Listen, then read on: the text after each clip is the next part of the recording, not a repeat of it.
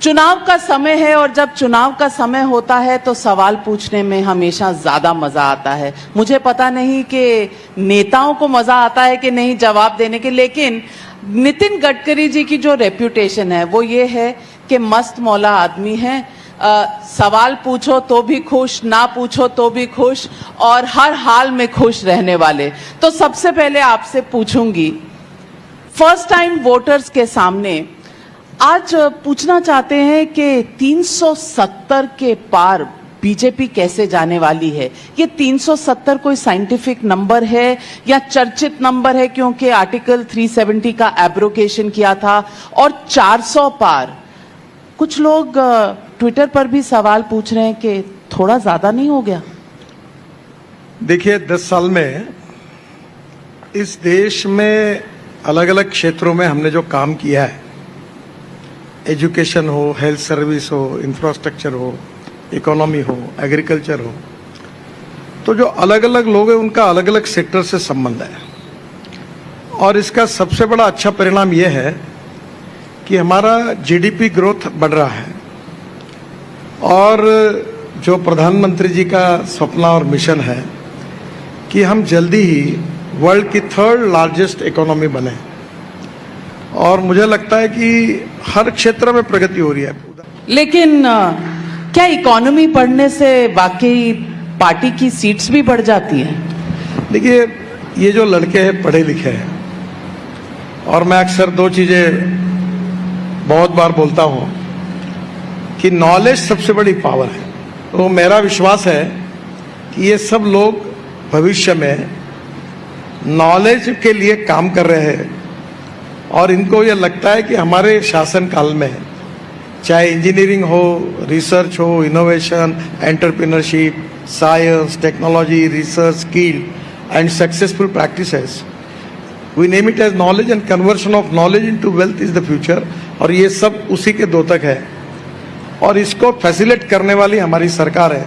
इसलिए young generation science, technology, research के कारण पूरी हमारे साथ जुड़ी हुई है, और उनका 90% वोट हमको ही मिलेगा, ऐसा हमारा विश्वास है।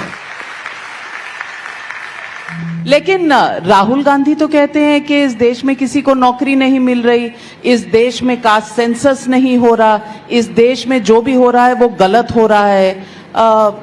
आपका क्या विचार है? राहुल गांधी के क्रिटिसिज्म में कोई तथ्य है? देखिए, अपोजिशन पार्टी जो होती है उनका काम यही होता है, जैसे हिंदी पिक्चर में एक हीरो होता है, एक विलन होता है, कैरेक्टर एक्टर होता है। वो विलन का रोल ही ऐसा होता है कि उसको पैसे इसीलिए मिलते हैं कि वो विलन का काम करता है। तो जो अपोजिशन पार्टी में होता है, वो अगर कहेगा कि रूलिंग पार्टी ने अच्छा काम किया उसको पढ़ते हुए भी, तो उसका दुकान नहीं चलेगा।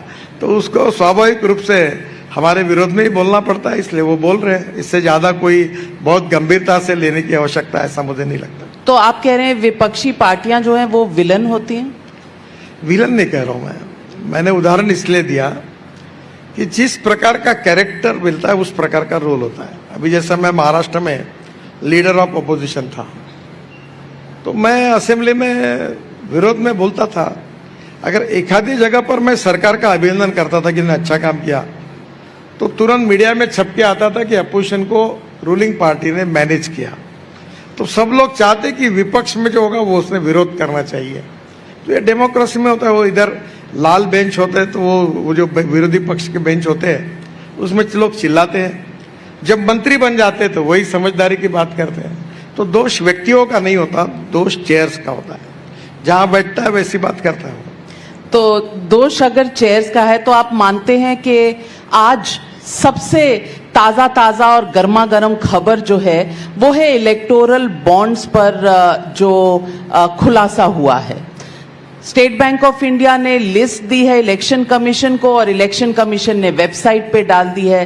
बावजूद इसके सुप्रीम कोर्ट ने आज की सुनवाई में कहा कि कुछ तथ्य दिए नहीं गए स्टेट बैंक द्वारा। नंबर्स जो हैं, जो एक यूनिक बॉन्ड के नंबर्स होने चाहिए, वो प्रोवाइड नहीं किए गए, और सुप्रीम कोर्ट ने एक्सेप्शन लिया है इस बात का। विपक्ष का कहना है इलेक्टोरल बॉन्ड्स जो हैं वो सबसे बड़ा स्कैम है इंडिपेंडेंट इंडिया का। आप क्या जवाब देंगे? नहीं, पहली बात तो ऐसी है अरुण जेटली जब वित्त मंत्री थे तब उन्होंने इस आइडिया को तैयार किया था और उस समय यह था कि पॉलिटिकल पार्टी का तो पैसा लगता ही है। अच्छा, अगर वो आइडेंटिफाई होता है तो उनका नुकसान भी होता है। तो उस समय उन्होंने जो पॉलिसी बनाई थी उसके अनुसार ये आया था और मुझे ऐसा लगता है कि पॉलिटिकल पार्टी ये लोकतंत्र में आवश्यकता है और ये सच्चाई है कि no philosophy can be taught to empty stomach. आप कहीं भी जाइए, आप ये कार्यक्रम करेंगे तो आपको कहीं ना कहीं कुछ ना कुछ खर्चा तो लगता ही है। तो स्वाभाविक रूप से जनता पॉलिटिकल पार्टी को मदद करती है, उसको कानूनी स्वरूप देकर ये बनाया है। उस समय मुझे तो लगता है कि ये पूरी ट्रांसपेरेंट और अच्छे तरीके से हुआ है, पर इस matter is sub judice in supreme court, so it will not be more appropriate to make more comments on it. पर इसके बाद भी कोर्ट जो निर्णय करेगी उसके ऊपर जरूर विचार करेंगे। कोर्ट ने तो निर्णय कर दिया है कि सरकार छुपाना चाहती थी और हम ट्रांसपेरेंसी लाना चाहते हैं, यानी कि सरकार छुपा क्या रही थी, सवाल इस पर है। नहीं, कोई सरकार ने कुछ छुपाया नहीं है। जो कानून जैसे बना था, जो पॉलिसी बनी थी, उसके अनुसार ही बॉन्ड्स दिए थे, उसी प्रकार से लोगों ने जमा किए थे। तो ये सरकारी नियमों के अधीन होकर ही एक सब हुआ था। सरकार ने कोई बात छुपाने की कोशिश ना कल भी की थी ना आज भी की है। आज भी बहुत सी जो रेवलेशंस हैं सामने आए हैं, उसमें ये आया है कि पूरी लिस्ट नहीं दी है, अभी भी 2,500 करोड़ का हिसाब किताब स्टेट बैंक ने दिया नहीं है। और दूसरी बात कि उन्होंने बॉन्ड्स के नंबर छुपाए हैं। ये छुपाने के पीछे सरकार की कुछ मंशा रही होगी, ऐसा विपक्ष का कहना है। आप छुपा क्या रहे हैं, खास करके जब सुप्रीम कोर्ट ने सब कुछ जनता के साथ साझा करने के लिए कहा? देखिए, मैटर सब जुडिस है, अभी तक अंतिम निर्णय आया नहीं है और जब तक अंतिम निर्णय नहीं आता तब तक किसी प्रकार का इन्फ्रेंस निकलना कानून के दृष्टि से भी उचित नहीं होता है। मुझे लगता है अभी कोई भी कमेंट्स करने के बजाय let us wait for the decision from the supreme court और उसके बाद में डिसीजन आने के बाद जो कमेंट्स करना वो लोग करें। और मैटर सब जुडिस होने के बाद अब अधूरे सिस्टम अभी प्रोसेस में है, अभी ज़्यादा चर्चा करना उचित नहीं होगा, ऐसा मेरा मत है। लेकिन गडकरी जी, आरोप ये लगाया गया है कि एनफोर्समेंट डायरेक्टरेट, इनकम टैक्स की रेड्स होती हैं, बल्कि एनफोर्समेंट डायरेक्टरेट को तो एक्सटॉर्शन डायरेक्टरेट कहा गया है, और लिंक्स बनाए जा रहे हैं कि रेड होती है उसके बाद डोनेशन होती है, रेड होती है डोनेशन होता है।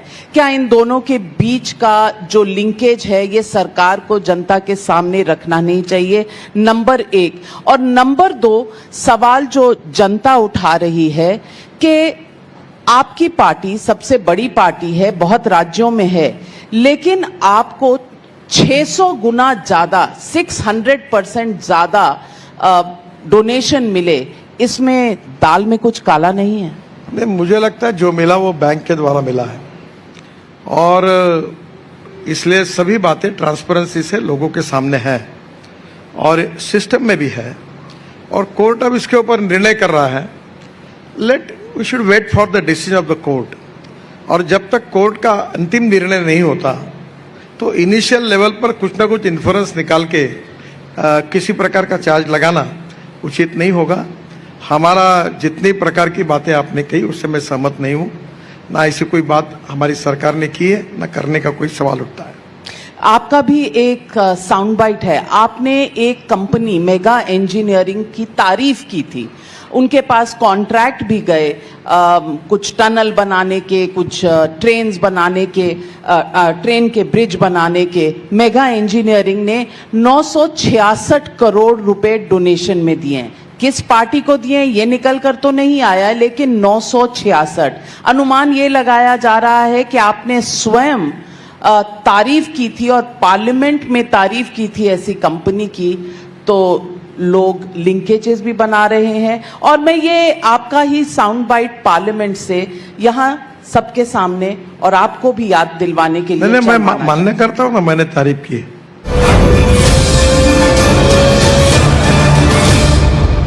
आज तो मुझे बताते हुए खुशी हो रही है, इस देश के इस टेंडर में जिस कंपनी ने कॉन्ट्रैक्ट जीता, 5 लोगों ने टेंडर भरे, कंपटीशन हुई, और हैदराबाद की एक मेधा इंजीनियरिंग करके कंपनी है, उन्होंने काम लिया। और फारूक साहब, इस एक ही काम में हमारी सरकार ने एस्टिमेट कॉस्ट से 5,000 करोड़ रुपए की बचत की और ये करके दिखाया। पहली बात आप समझिए कि आप जो कह रहे हैं वो सच है, पर आपको समझना होगा कि ये कारगिल के नीचे जो झोजिला टनल है उसका 4 बार टेंडर हुआ और कैबिनेट में इसका अप्रूवल 12,000 करोड़ का रूप मिला था। एक साल दिल्ली के एसोसिएम करके ऑर्गेनाइजेशन है, उनके साथ बैठकर मैं खुद उसमें पार्ट था। हमने टेक्निकल फाइनेंशियल क्वालिफिकेशन टेक्नोलॉजी में काफ़ी सुधार किया और जब टेंडर निकाला तो 5-6 पार्टियों ने टेंडर भरा, ई टेंडर था और उस टेंडर में सबसे लोवेस्ट टेंडर जो हुआ ट्रांसपेरेंसी के साथ वो मेधा इंजीनियरिंग को मिला। और मुझे इस बात की खुशी है कि अब 70% काम पूरा हुआ है और जो काम 12,000 करोड़ का था वो 6,000 करोड़ रुपए में करके हमने देश के 6,000 करोड़ बचाए। और आप अगर कारगिल में जाओगी और कारगिल के नीचे आशिया की सबसे बड़ी 11.6 किलोमीटर टनल कारगिल पहाड़ी के नीचे बनाई है, tunnel state of art tunnel है और इसलिए उसका और इसका कोई संबंध नहीं। ना मैंने मेगा इंजीनियरिंग से, मैं तो ये दावे के साथ कह सकता हूँ कि मैं 50 लाख करोड़ रुपए के काम दे चुका हूँ अभी तक 10 साल में। एक भी कोई चुपचाप भी मुझे बता दे कि कोई कॉन्ट्रैक्टर मेरा कोई 25,000 50,000 अनेक कॉन्ट्रैक्टर काम कर, मुझे नाम तक मालूम नहीं उनके, और कोई हमारे पास आना पड़ा उसको तो मैं आप बोलो सजा भुगत लूंगा। हम ट्रांसपेरेंट है, टाइम बाउंड है, रिजल्ट ओरिएंटेड और करप्शन फ्री है। रही बात, ये दोनों को जोड़ने का कोई कारण नहीं है। ये जो मेगा इंजीनियरिंग है यो ऑयल एंड गैस में काम करते हैं, रिफाइनरी का काम करते हैं, स्टेट गवर्नमेंट में काम करते हैं, देश के 7-8 देशों में काम करते हैं। जो मैंने पार्लियामेंट में तारीफ की थी वो झोजिला टनल की थी।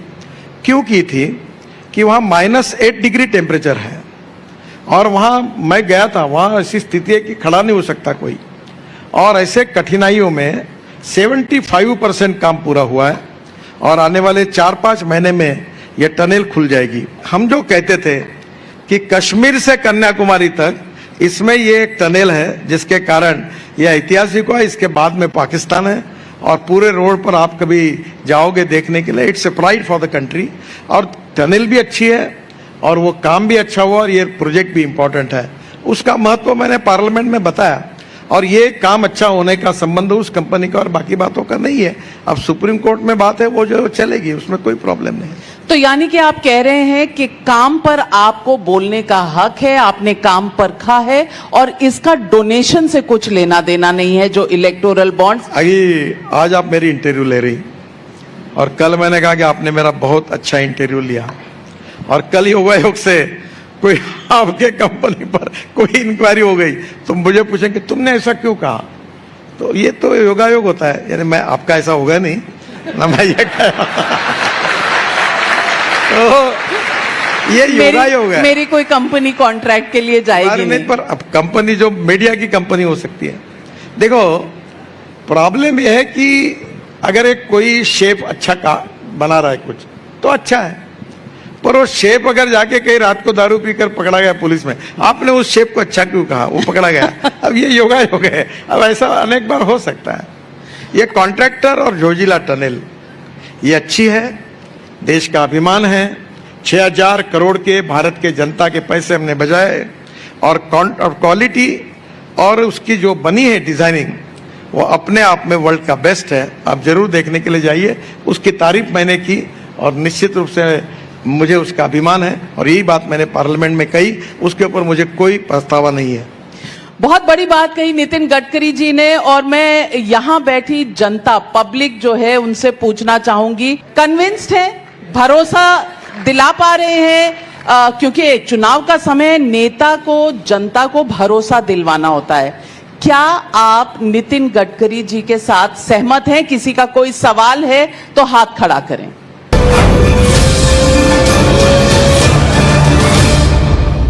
सर मेरा क्वेश्चन था, जो एनएमसी में डिफरेंट सेक्शंस हैं जो रोड कंस्ट्रक्शन के लिए रिस्पॉन्सिबल है या फिर पाइपलाइन कंस्ट्रक्शन के लिए रिस्पॉन्सिबल है, सर उनमें कोऑर्डिनेशन क्यों नहीं है? हमेशा ज़्यादा दूर जाने की ज़रूरत नहीं है कॉलेज के, अगर बाहर वाला सीमेंट का रोड देखें या पीछे वाला रोड जहाँ से मैं घर से कॉलेज आता हूँ यहाँ पे, सर उसको पहले रोड को बनाया, अब उसको फोड़ के रखा है, उधर पाइपलाइन बिछा रहे हैं कुछ तो, एंड उसको अब वापस बनाएंगे, तो उसमें डबल मनी वेस्ट होता है टैक्स पेयर्स का और टाइम भी ज़्यादा लगता है, उससे अच्छा दूसरा कहीं काम हो। बहुत बढ़िया सवाल। पहली बात तो ऐसी है कि आपके कॉलेज के सामने जो रोड है वो NHAI का नहीं है, मेरे डिपार्टमेंट का नहीं है। दूसरी बात यह है कि MLA समीर मेघे के कहने पर मैंने सेंट्रल रोड फंड से ये रोड कंक्रीट का बनाया। दूसरी बात, इसको पूरा पैसा मैंने दिया और फिर ये रोड को शायद पुलिस कैंप है जयताला तक, वहाँ तक लेके गए हैं और बाद में अंदर में भी कंक्रीट रोड बनाया। फिर आपके कॉलेज की कंपाउंड वॉल से इधर भी एक रोड जाता है, वो तो मैं बीच में वहाँ आया था। तो अब परिस्थिति ऐसे कि कुछ बातें करने में कुछ दिक्कतें आती है, पॉलिटिकली भी आती है, पर आज वो रोड अच्छा है, बरसात में पानी नहीं है। और फिर इतनी एजेंसी हमारी सिस्टम में है कि उसमें it is really important that we need to establish cooperation, coordination and communication between the stakeholder. मैं कभी कभी मजाक में कहता हूँ कि हम रोड कंक्रीट का बनाते हैं तो पानी वाले देखते रहते, कब बनता वो तुरंत तोड़ने के लिए आते, पाइपलाइन डालने। फिर वो बताया तो टेलीफोन वाले आते हैं, टेलीफोन वालों का रोड अच्छा किया तो इलेक्ट्रिसिटी वाले आते हैं। तो ये गति शक्ति में थोड़ा सा कोऑर्डिनेशन काफी कुछ हुआ है, पर और ज्यादा होने की आवश्यकता है। बहुत सही कहा आपने। कुछ सवाल ट्विटर पर भी आपके लिए आ रहे हैं। सार्थक त्यागी का सहारनपुर से सवाल है। मेरा सवाल यह है कि जिस मेगा इंजीनियरिंग की तारीफ आपने सदन में की थी, वही कंपनी आपकी पार्टी को ढेर सारा चंदा देती है और काम लेती है। कहीं ये चंदे के बदले काम का कोई फॉर्मूला तो नहीं? आप इसका जवाब दे चुके हैं। श्रीधर रामास्वामी का ट्विटर पर सवाल है, बता सकते हैं कि बॉन्ड में चंदा देने वालों में पाकिस्तानी कंपनी का नाम क्यों है? नहीं, मुझे तो कुछ पता नहीं है किसने चंदा दिया और क्या दिया है, और मेरा इस विषय से डायरेक्ट इनडायरेक्टली कोई संबंध भी नहीं है। और मैं आपको एक बात बताता हूँ कि पार्टी को बहुत लोग चंदा देते हैं। आप में से कोई, बहुत से लोग एक आधे बार एक मेंबर भी होंगे। अब इनमें से कोई व्यक्ति अगर रेड सिग्नल को वायलेट करता है और उसको पुलिस अरेस्ट करती है तो ये योगायोग है, उसको इसके साथ जोड़ने की कोई जरूरत नहीं है। तो मुझे इस बारे में एक्चुअली जानकारी नहीं है, क्योंकि ये, पर एक बात मैं पक्की बताता हूं कि मेरे डिपार्टमेंट में जिन्होंने कॉन्ट्रैक्ट किया, हर कॉन्ट्रैक्ट ट्रांसपेरेंसी के साथ ई टेंडर निकाल कर दिया है। 10 साल में मैंने 50 लाख करोड़ के काम किए, एक भी काम ई टेंडर के बिना नहीं किया, और जो लोवेस्ट आया है उसी को काम दिया है। एक भी केस आप निकाल लीजिए, आप निकालिए या दुनिया निकाल ले, मैं तैयार हूं। एक भी गलती होगी तो जो सजा है वो स्वीकारने के लिए तैयार हूं। बहुत बड़ी बात कह रहे हैं। हम ट्रांसपेरेंट है, टाइम बाउंड है, रिजल्ट ओरिएंटेड है, क्वालिटी कॉन्शियस है, और इसके साथ हमने कभी कॉम्प्रोमाइज नहीं किया। गडकरी जी, इसलिए शायद विपक्ष भी आपसे बहुत इम्प्रेस्ड रहते हैं। बहुत से लोगों का कहना है कि गडकरी जैसा नेता बीजेपी में शायद नहीं होना चाहिए, किसी और पार्टी में आ जाना चाहिए। आपके बल्कि टिकट की अनाउंसमेंट नहीं हुई थी तब तक खलबली थी। उद्धव ठाकरे जी ने कहा कि आप महाविकास आघाड़ी से आकर लड़ लें, आपको सपोर्ट करेंगे, आपको जितवाएंगे। कांग्रेस पार्टी भी कहती है कि गडकरी जी अच्छे नेता हैं। जब विपक्ष आपकी तारीफ करने लगता है तो कहीं डर तो नहीं लगता कि ये क्यों कर रहे हैं? और दूसरी बात, ये क्या उजागर करता है कि आप अपनी ही पार्टी में थोड़े से खींचे तने अनकंफर्टेबल हैं? नहीं, ये सब मनोकल्पित है। पहली बात तो ऐसी है कि जो लोग मुझे जानते हैं, अब नागपुर में मुझे 2-2, 3-3 हजार लोग मिलते हैं, और मैंने 4 बातें, मैं जातीयवाद और सांप्रदायिकता नहीं पालता। मैंने मजाक में कहा अभी पब्लिक मीटिंग में कि सब मेरा परिवार है।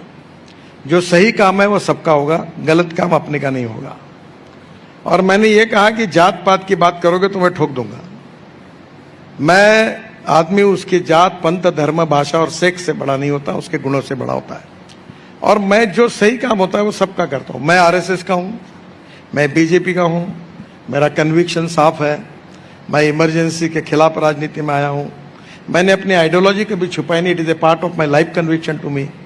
पर इसके बाद ये आश्चर्य है कि पार्लियामेंट में मुझे स्पीकर साहब ने बताया कि ये पार्लियामेंट का रिकॉर्ड बन गया है कि मेरे डिपार्टमेंट के डिमांड पर 75 मेंबर ऑफ पार्लियामेंट ने विचार रखे और उसमें लगभग हमारे अपोनेंट थे। हर व्यक्ति ने, ओवैसी से लेकर सब ने मेरा अभिनंदन किया और मुझे धन्यवाद दिया। तो मैंने मेरे भाषण में पार्लियामेंट में कहा था कि मैं बीजेपी वाला हूँ, मैं आरएसएस वाला हूँ, मैंने अपनी विचारधारा कभी छुपाई नहीं है। आप मेरे विचारधारा के विरोध में हो तो भी आप मेरी तारीफ कर रहे हो, इसमें मुझे खुशी है। और प्रधानमंत्री जी ने भी कहा कि सबका साथ, सबका विकास और सबका प्रयास। और लोकतंत्र में भी जो नियमों के अधीन होकर सही काम है वो सबका होना चाहिए और गलत काम अपने का भी नहीं करना चाहिए। अब नागपुर में लगभग मैं अभी चुनाव में हूं तो मेरे को ऑल पार्टी सपोर्ट है। मेरे पास एक करेज है कि मैं लोगों को बोलता हूं कि अगर आपको मैं उचित लगा तो मुझे वोट दो। अब इस साल चुनाव में मैंने तय किया मैं कटआउट लगाऊंगा नहीं, पोस्टर लगाऊंगा नहीं, मैं चाय पानी भी नहीं पिलाएंगे। ना ही पिलाऊंगा। नहीं, चाय पानी तो मैं, मेरे घर में तो लोग आते रहते और खाते पीते, वो हमारा कल्चर है। पर मैं चुनाव वोट देने के लिए किसी को कोई ऑफर नहीं करूंगा। जात पात की बात मेरे पास करेगा तो मैं ठोक देता हूं उसको। मैं कहता हूं पूरा शहर, पूरे तो राहुल गांधी को ठोक देंगे क्या? क्यों? तो रोज जात पात की बात करते हैं, कास्ट से। वो काम जनता करेगी, मुझे करने की जरूरत नहीं है। मैं एक साउंड बाइट भी सुनाना चाहती हूं। जब आपको कांग्रेस पार्टी में इनवाइट किया तो आपने क्या कहा, ये तब तक गडकरी जी का ये साउंड बाइट भी सुनिए।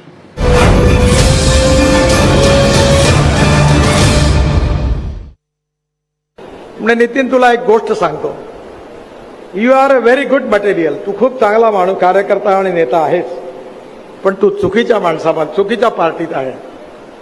तू जर काँग्रेसमध्ये आला तर तुझं भविष्य खूप उज्ज्वल आहे. म्हणलं डॉक्टर तुम्ही म्हटल्याबद्दल मी तुमचा आभारी आहे. मी वेळ प्रसंगी वेळ पडला तर विहिरीत जीव देईन, पण मी काँग्रेसमध्ये कधी येणार नाही.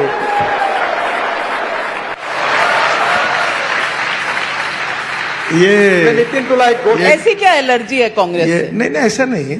ये डॉक्टर श्रीकांत जिचकार करके थे और आपको ये लड़कों को शायद पता, मैं सबसे स्टूडेंट लीडर था यूनिवर्सिटी का और मैं छात्र संघ के अध्यक्ष. मेरा जीवन की शुरुआत ही स्टूडेंट लीडर करके हुई. तो सर हमारे पार्टी का भी भविष्य अच्छा नहीं था. मैं इमरजेंसी के खिलाफ राजनीति में आया. हमारे अटल जी, अडवाणी, सब तो हम दो हमारे दो ऐसा लोग कहते थे. पार्टी का भविष्य अच्छा नहीं था.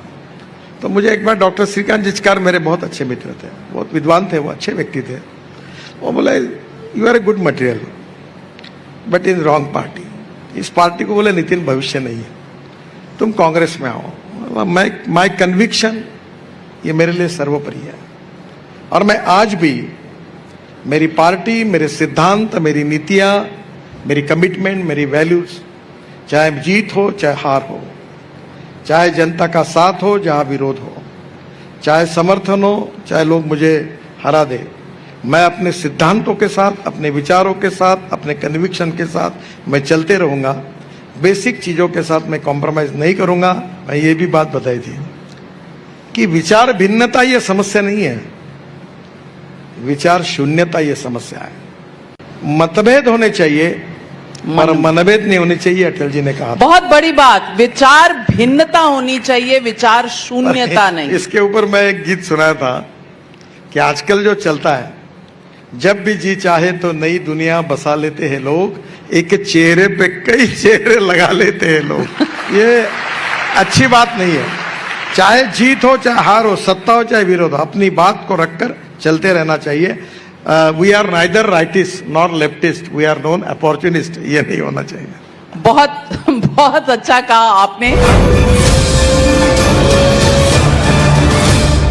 सवाल पूछ रही हैं वहां.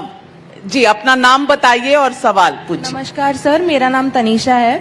सर पहले तो थैंक यू, आपने महाराष्ट्र में बहुत डेवलपमेंट किया है जिसमें कहीं ना कहीं मोदी जी का भी बहुत सपोर्ट है आपको. तो सर मेरा क्वेश्चन ये है कि अभी कुछ लोग बोल रहे हैं कि मोदी जी डिक्टेटर है, लाइक ध्रुव राठी.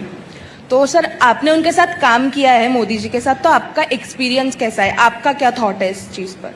नहीं, वो बहुत परिश्रमी है, 18 घंटे काम करते हैं, स्ट्रांग कन्विक्शन के हैं और देश और समाज के प्रति समर्पित हैं और उनकी अपना एक वेल डिसिप्लिन सिस्टम है।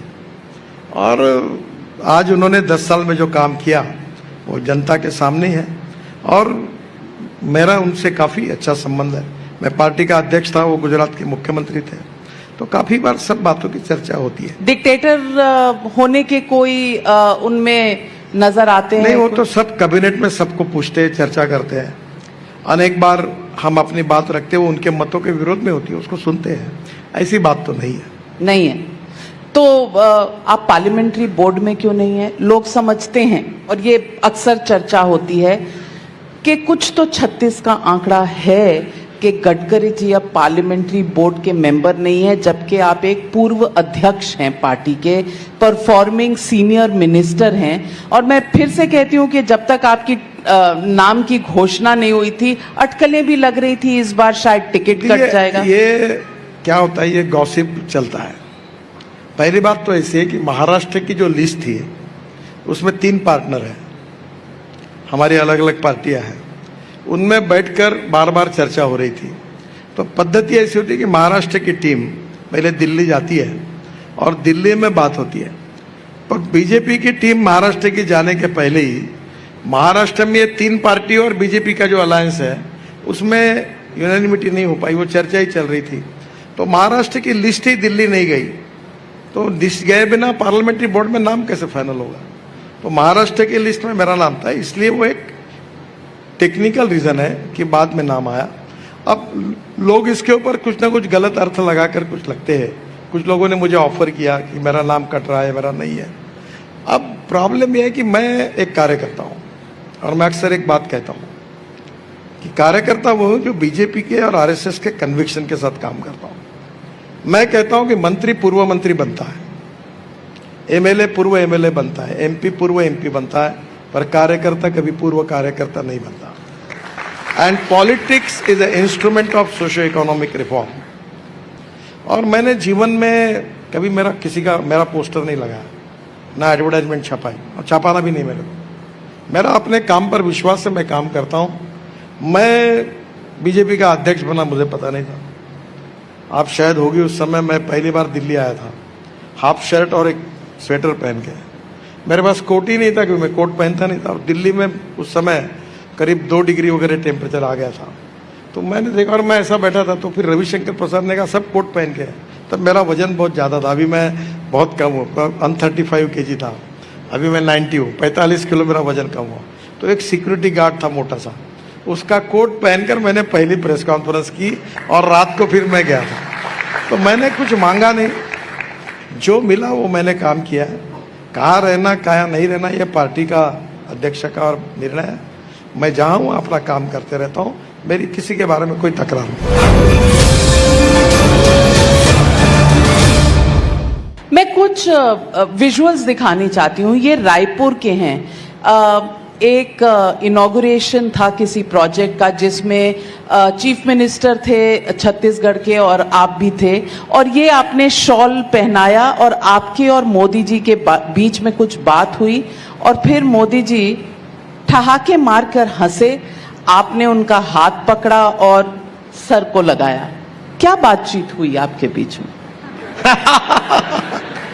बातचीत तो परसों भी हुई द्वारका एक्सप्रेस हाईवे पे। अब उसके फोटो नहीं है? नहीं, उसके भी फोटो उसको फोटो है, पर ऐसे वाले नहीं है कि हाथ पकड़ के सोशल सर को मीडिया लगाना। में एक्सप्रेशंस क्या है इसके ऊपर भी लोग टिप्पणी करते हैं। नहीं, अब उन्होंने उस दिन मुझे पूछा कि ये जो द्वारका एक्सप्रेस हाईवे है, ये जो बना है, ये टोटल इसके कितना किलोमीटर है? क्योंकि वो बीच में सीएजी ने ऑब्जेक्ट 27 किलोमीटर ऑफिशियली है, पर सिंगल लेन के हिसाब से 265 किलोमीटर है। 4 लेन है, टनल्स है, ब्रिजेस है, आरओबी है। तो फिर मैंने उनको कहा कि इसमें 20% कॉस्ट भी कम हुई है, तो वो उन्होंने उसकी जानकारी मुझे पूछी थी, तो मैंने उनको बताया। तो शाबाशी दी, आपने हाथ सर पर लगाया। एक नहीं, कोई हंसी विनोद की बात होती होंगी, काफ़ी जब भी बात होती है तो बहुत मुझे मेरे कभी खाने के ऊपर वो बोलते हैं कि भाई हम लोग कैबिनेट में बैठते थे, तो अरुण जेटली और मैं, हमारे यहाँ काजू और वो बादाम रहता था, तो अरुण जेटली और मैं, हमारी जो डिशेस थी वो जल्दी खाली हो जाती थी, तो वो बोलते थे यार 2-2 डिशेस रखो इनके लिए। ऐसी भी हंसी मजाक कभी होती रहती है। आप संघ से मिलते रहते हैं, संघ का कुछ ऐसा एजेंडा बाकी है जो अभी बीजेपी सरकार को इम्प्लीमेंट करना है? मैं संघ का प्रवक्ता थोड़ी हूँ कि उनका एजेंडा, उनका कोई पॉलिटिकल एजेंडा नहीं है। आप उनके साथ अन्याय करते हो, उनका अलग एजेंडा रहता है, उनके कल्चरल और बाकी नेशनलिटी और बाकी के प्रोग्राम होते हैं। संघ बीजेपी को कभी डायरेक्ट नहीं करती, और इसलिए संघ एक सोशल कल्चरल ऑर्गेनाइजेशन है और बीजेपी एक पॉलिटिकल पार्टी है। मैं आपसे महाराष्ट्र का भी सवाल पूछती हूँ, क्योंकि महाराष्ट्र आपके रग रग में है। महाराष्ट्र में आपको ऐसे नहीं लगता कि कार्यकर्ता से ज्यादा नेता हो गए हैं? क्योंकि जो भी मिल रहा है सबको अपनी पार्टी आपको में आप शायद जो पता नहीं होगा, आजकल नागपुर से दिल्ली के लिए डायरेक्ट फ्लाइट बहुत ज्यादा हुई है। मैं आजकल मुंबई में जाना ही नहीं होता मेरा। मुंबई नहीं जाते? नहीं, कोई प्रोग्राम के जाता हूँ, दोपहर को जाता हूँ, शाम को निकल जाता हूँ। तो यानी कि अजीत पवार, एकनाथ शिंदे से मुलाकात नहीं होती? सबसे पहले अभी अजीत पवार नागपुर आए, मेरे घर पर आए थे, एकनाथ शिंदे मिलते हैं, देवेंद्र जी कल ही रात को घर। आइडियोलॉजी का क्या होगा? हाँ, आइडियोलॉजी का क्या होगा? अभी देखिए महाराष्ट्र में जो कुछ हो रहा है वो महाराष्ट्र की टीम में देवेंद्र जी नेता है। आपका सवाल बिल्कुल सही है, पर गलत व्यक्ति को है। आज जैसे मेरा इंटरव्यू लिया, एक उनका भी ले लो और उनसे बात कर लो। यानी कि आप सहमत नहीं हैं, अनकंफर्टेबल हैं?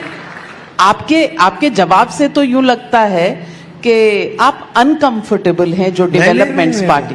मैं बिल्कुल कंफर्टेबल हूँ। हर पार्टी में, जब मैं महाराष्ट्र में लीडर ऑफ अपोजिशन था, उसके पहले मंत्री था, फिर महाराष्ट्र के पार्टी का अध्यक्ष था, फिर ऑल इंडिया पार्टी का अध्यक्ष बना, अब मैं केंद्र में मंत्री हूँ। तो जो मेरा रोल है वहाँ मेरा कार्य, मेरा कर्तव्य और मेरी जिम्मेदारी एक्सप्लेन किया है। मैं अपना काम करते रहता हूँ जो मुझे मिला है। मैं पूछना चाहती हूँ और जनता भी जानना चाहती है कि CAA जैसा मुद्दा चुनाव से पहले क्यों? 4 साल पहले लॉ पास होता है, 4 साल बाद नोटिफिकेशन रूल्स का आता है। क्या ये पोलराइजेशन के लिए किया गया है चुनाव से पहले? ये आज सबसे बड़ा सवाल है। देखिए, ये चुनाव के लिए हुआ नहीं है, ये नेशनल इंटरेस्ट के लिए हुआ है। और मुझे लगता है कि भारतीय जनता पार्टी की जो नीतियाँ थी उसके अनुसार हुआ है। ये किसी को हम डिवाइड करना नहीं चाहते। हम यही कहते हैं कि सभी लोग हम एक ही है। भारतीय संस्कृति, इतिहास, विरासत हम सब सपूत है उसके। संस्कृति सबकी एक चिरंतन, यही हमारा फीलिंग होता है। उपासना पद्धति अलग अलग हो सकती है, तो इस प्रकार का कोई भी उद्देश्य हमारे मन में नहीं है, ना हम समाज को डिवाइड करना चाहते हैं। लेकिन केजरीवाल जी कहते हैं आप 1.5-2 करोड़ पाकिस्तानी ले आएंगे और क्राइम रेट बढ़ जाएगा, नौकरियां चली जाएंगी, रेप बढ़ जाएंगे। इस तरह के जो सवाल हैं उनका क्या जवाब देंगे? मुझे लगता है बहुत सी बातों को सुनना चाहिए और छोड़ देना चाहिए। आप चिंता करें। अब मुझे बताइए कि संविधान में बाबा साहेब अम्बेडकर जी ने लिखा है कि जो लोग, जिनको दुनिया में कोई आधार नहीं, कोई देश नहीं, जैसे यहाँ के सिख है, बौद्ध है, जैन है, हिंदू है, अगर वो पाकिस्तान में रहते और उनको निकाल दिया तो उनका ओरिजिन हिंदुस्तान है, तो उनको यहाँ नागरिकत्व मिलेगा ही। जिनको और देशों में भी नागरिकत्व मिल सकता है वो अलग कैटेगरी है। तो मुझे लगता है कि इन सब बातों को इस प्रकार से जोड़ना ठीक नहीं है। आज हमारे देश के लोग पूरे खाड़ी देशों में कितने बड़े प्रमाण पर हमारे लोग हैं, दुबई, दोहा, कतार, अबू धाबी। अब हमारे लोग अमेरिका में कितने हैं, लंदन में कितने हैं। तो एक बात है कि वो हमारे देश के जो लोग हैं, कल अगर लंदन ने उनको निकाल दिया तो वो कहाँ जाएंगे? तो कॉन्स्टिट्यूशन ये कहती है कि इन इसके जो लोग होंगे जिनका ओरिजिन हिंदुस्तान में होगा उनको नागरिकत्व मिलेगा। इसमें गलत क्या है?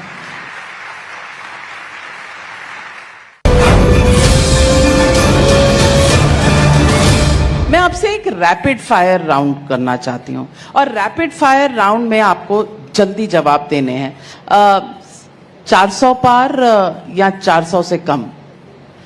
नहीं, निश्चित रूप से 400 पार होंगे।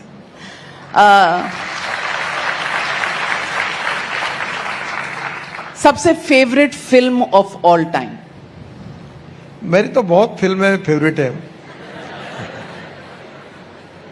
मैं अमिताभ बच्चन जी के साथ था तो मैं उनको कह रहा था कि दीवार मैंने 3 बार देखी, जंजीर 3 बार देखी, तो फाइटिंग के पिक्चर बहुत पसंद है। फाइटिंग की? आजकल मैं वो वीर झरा के, मैंने जो वीर झरा पिक्चर था ना, उसका संगीत है मदन मोहन जी का और गीत है अपने जावेद साहब के जी, और प्रीति जिंटा और शाहरुख खान का। तो प्रीति जिंटा काफी बार दिल्ली आती है तो मुझे मिलती है, तो मैंने वो जो गाने सुने वीर झरा के, वो मदन मोहन जी के संगीत मुझे बहुत पसंद। मैं आजकल यूट्यूब के कारण काफी समय जब मिलता है तो संगीत सुनता हूँ। मैं आज आप तो देश के बहुत बड़े यूट्यूबर हैं, इन्फ्लुएंसर हैं, आपके वीडियोस के तो बहुत व्यूज आते हैं, पैसा भी आता है यूट्यूब हाँ, पैसा भी आता है जो पैसा आता है मैं डोनेट कर देता हूँ। सामाजिक आर्थिक परिवर्तन का राजनीति ये इफेक्टिव इक्विपमेंट है। तो मैं मानता हूँ दिस इज पॉलिटिक्स। रोज इसने क्या क्या, उसने क्या क्या, जो आप टीवी पे चलाते, मैं देखता भी नहीं। I don't waste my time. तो इसका मतलब चुनाव में आप पार्टिसिपेट करेंगे तो आप देखते नहीं दूसरे पार्टी को कितना सीट मिल रहा है? नाम नहीं लेता जी मैं, ना उम्मीदवार का नाम लेता हूँ ना पार्टी। मैं ये कहता हूँ मैंने क्या किया है। मेरा एक मित्र था, उन्हें बचपन में मुझे बहुत अच्छी बात सिखाई थी कि 2 रेशा है, एक तुम्हारी और एक दूसरे की है। अगर बड़ी करनी है तो 2 मार्ग है, खुद की बड़ी करो या दूसरे के पूछने का काम करो। मैंने उस दिन तय किया कि मैं अपनी बड़ी करूंगा, दूसरी की पूछने के लफड़े में नहीं पड़ूंगा। तो आपने अपनी बड़ी करके तो बता दिया 400 पार, वो कांग्रेस पार्टी की कितनी छोटी होगी वो भी बता दीजिए। अरे भाई 40 से कम या 40 से ज्यादा? बीजेपी के बारे में बताऊं, मैं कांग्रेस के बारे में मैं क्यों बताऊं? जिसमें दम है वो उतना कर ले, जनता की अदालत में तय होगा। तो आज चुनौती दे दी नितिन गडकरी जी ने, आप देखें जरा किसमें कितना है दम। लास्ट 2 सवाल लेते हैं पब्लिक से। 2 सवाल जी। नमस्कार सर। सर मेरा नाम तेजस संतोष सांगोले है। आपसे 3 सवाल पूछूंगा। 3 नहीं, एक ही पूछिए, समय कम है और जोर से पूछिए। खाना सर, खाया है? हाँ।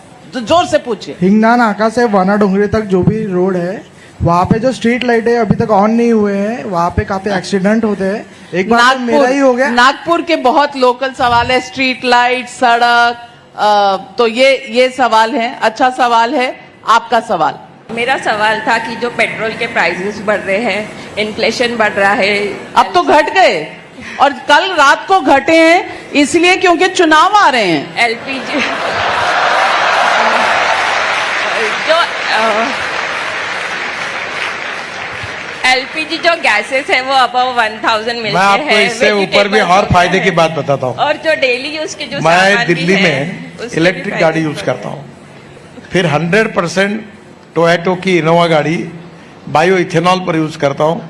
अब मेरा आप सबको आह्वान है कि अब हाइड्रोजन ये भविष्य का फ्यूल है। फ्यूचरिस्टिक टेक्नोलॉजी, फ्यूचरिस्टिक विजन, इसके आधार पर आप हाइड्रोजन पे काम करिए।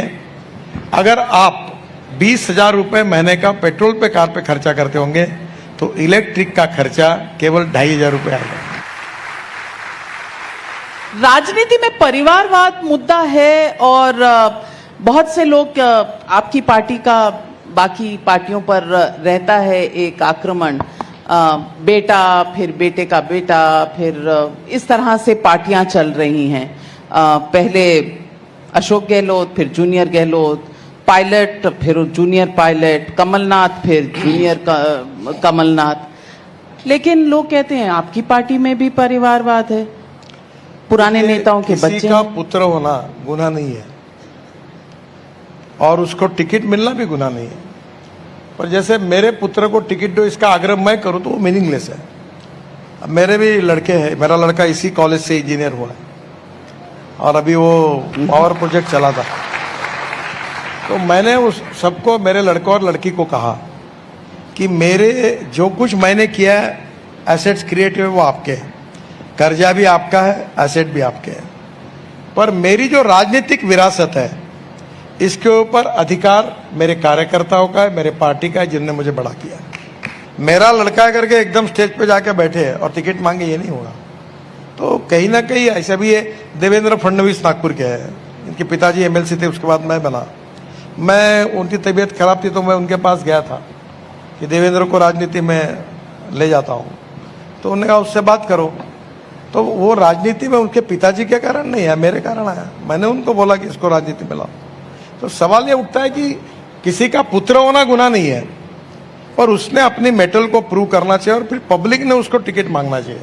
गड़बड़ कहाँ हो रही है, जो एस्टेब्लिश पॉलिटिकल लीडर है वो पार्टी को ब्लैकमेल करता है, मेरे लड़के को टिकट दो। That is wrong. आपकी पार्टी में ऐसा नहीं होता है?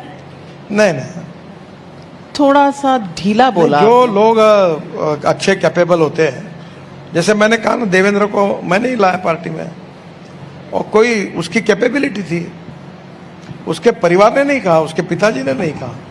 और इसमें जो इस प्रकार से आएंगे उसमें कोई अड़चन नहीं है। मैं आपसे आखिरी में एक ही सवाल पूछूंगी। आपके लिए पॉलिटिक्स और चुनाव लड़ने का सबसे बड़ा ऑब्जेक्टिव गोल क्या है?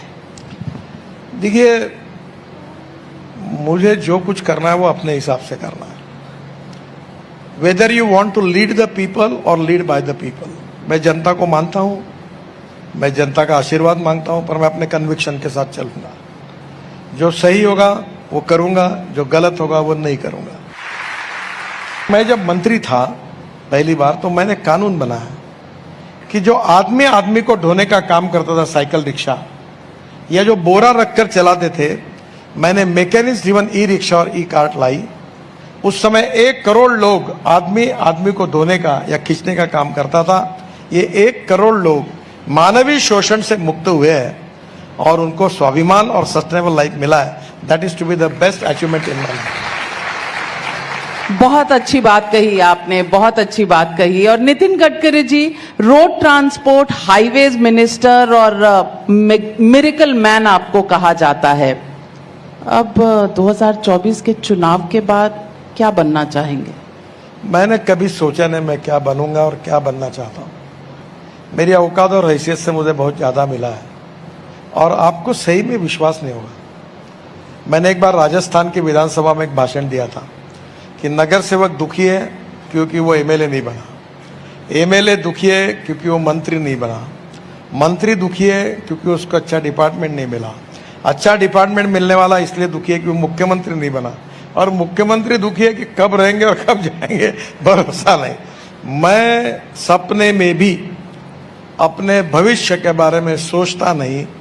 यही मेरे सक्सेस स्टोरी का सबसे बड़ा आधार है और इसलिए मैं एक कहता हूँ, चलते रहना चाहिए, काम करते रहना चाहिए।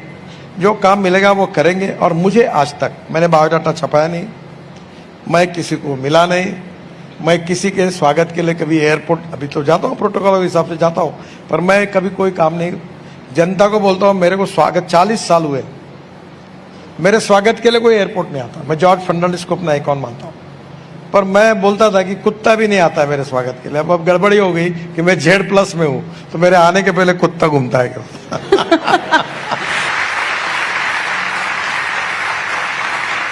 हर व्यक्ति में अच्छाई होती है। मैं युवाओं को कहूंगा, no one is perfect and no one can claim that he is perfect. उत्तम, उत्तम, अधिक उत्तम, सर्वोत्तम up to infinity. You cannot catch your own image. और मेरे जीवन का एक बहुत अच्छा अनुभव मैंने बताया कि मैं बिल गेट्स से लेकर अमिताभ बच्चन तक सबसे मेरी दोस्ती हुई। मैंने कहा जिन लोगों को मैं दूर से बड़ा समझ रहा था, उनके नज़दीक जाने के बाद मुझे पता चला कि मैं जितना बड़ा समझ रहा हूँ उतने बड़े नहीं, वो छोटे हैं। और दूर से जिनको मैं बहुत छोटा समझ रहा था, उनके नज़दीक जाने के बाद मुझे पता चला ये बहुत बड़े हैं। तो ये अच्छाई और गुणवत्ता, क्वालिटी, इसके ऊपर किसी का पेटेंट नहीं है। छोटा भी आदमी क्यों ना, उसकी जो अच्छाई है उसको स्वीकार करो और अपने में लाने की कोशिश करो और पूर्णांक की ओर चलो। और कोई पूर्णांक हो ही नहीं सकता, क्योंकि अपूर्णांक ही है सब लोग। पर ये जितना हम कोशिश करेंगे उतना अच्छा बनेंगे। That is the philosophy of the life. ये मेरा विश्वास है। Thank you very much. और पब्लिक मंच पर हमारे साथ जुड़ने के लिए बहुत बहुत धन्यवाद।